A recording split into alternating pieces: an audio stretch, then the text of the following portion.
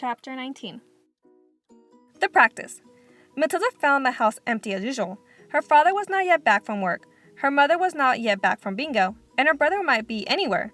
She went straight into the living room and opened the drawer of the sideboard where she knew her father kept a box of cigars. She took one out and carried it up to her bedroom and shut herself in. Now for the practice, she told herself. It's going to be tough, but I'm determined to do it. Her plan for helping Miss Honey was beginning to form beautifully in her mind. She had it now in almost every detail, but in the end, it all depended upon her being able to do one very special thing with her eye power. She knew she wouldn't manage it right away, but she felt fairly confident that with a great deal of practice and effort, she would succeed in the end. The cigar was essential. It was perhaps a bit thicker than she would have liked, but the weight was about right. It would be fine for practicing with. There was a small dressing table in Matilda's bedroom, with her hairbrush and comb on it and 2 library books. She cleared these things to one side and laid the cigar down in the middle of the dressing table. Then she walked away and sat on the end of her bed. She was now about 10 feet from the cigar.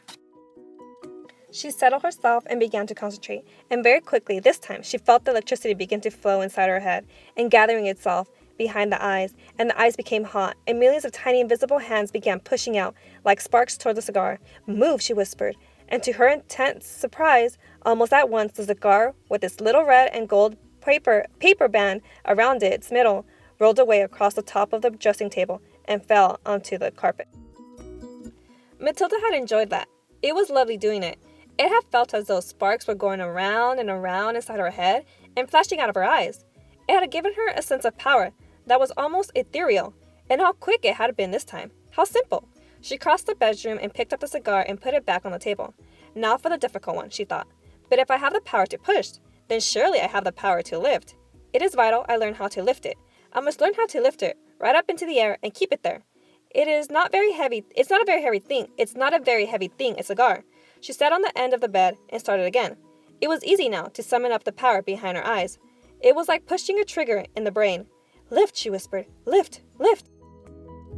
At first, the cigar started to roll away. But then, with Matilda concentrating fiercely, one end of it slowly lifted up about an inch off the tabletop. With a colossal effort, she managed to hold it there for about 10 seconds. Then it fell back again. "Phew," she gasped. "I'm getting it. I'm starting to do it." For the next hour, Matilda kept practicing, and in the end, she had managed by the sheer power of her eyes to lift the whole cigar clear off the table, about 6 inches into the air, and hold it there for about a minute. Then suddenly, she was so exhausted, she fell back on the bed and went to sleep. That was how her mother found her later in the evening. "What's the matter with you?" the mother said, waking her up. "Are you ill?" "Oh gosh," Matilda said, sitting up, looking around. "No, I'm all right. I was a bit tired, that's all."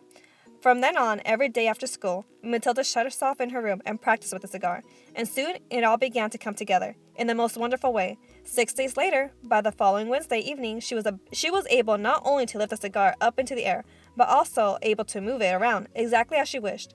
It was beautiful. "I could do it," she cried. "I could really do it. I can pick up the cigar with my eye powers and push it and pull it in the air any way I want." All she had to do now was to put her great plan into action.